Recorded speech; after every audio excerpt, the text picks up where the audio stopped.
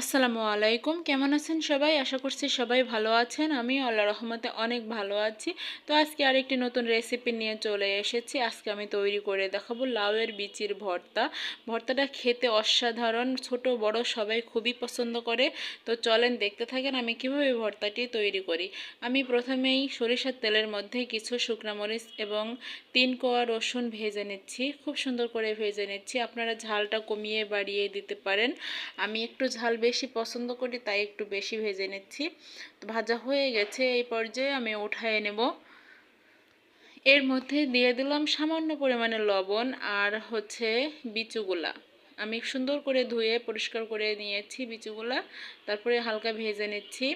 তো এর মধ্যে আমি বলে রাখি, আপনারা যদি আমার চ্যানেলে নতুন হয়ে থাকেন অবশ্যই আমার চ্যানেলটি সাবস্ক্রাইব করে দিবেন, লাইক কমেন্ট শেয়ার করে দিবেন, পাশে থাকা বেল বাটনটি অন করে দেবেন যেন সমস্ত নতুন নতুন ভিডিও ছাড়ার সাথে সাথে নোটিফিকেশন আপনার ফোনে চলে যায়।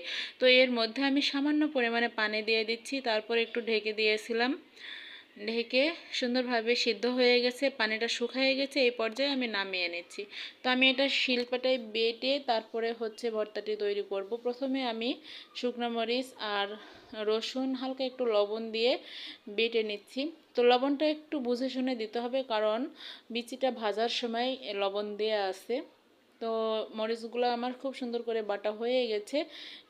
এই যে দেখেন কত সুন্দর বাটা হয়ে গেছে। এবার আমি বিচিগুলো বেটে নেব। তো পুরো ভিডিওটা অবশ্যই আপনারা দেখবেন, তাহলে আমার ভালো লাগবে। আর অবশ্যই আমাকে কমেন্টে জানাবেন যে কেমন হয়েছে। তো আমি বিচিগুলোও খুব সুন্দর করে বেটে নেব।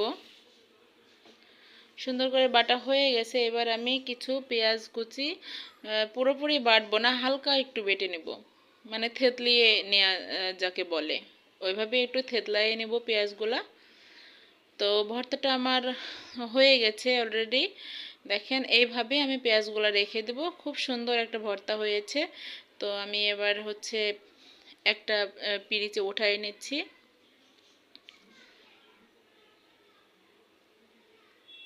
এই যে দেখুন কত সুন্দর কালার আসছে, যেমন কালার এসেছে তেমনই খেতে অসাধারণ। তো আমি এখানে গরম ভাত নিয়ে নিয়েছি আর ভর্তাটা নিয়ে নিয়েছি। আপনারা অবশ্যই এটা গরম ভাতের সাথে খাবেন।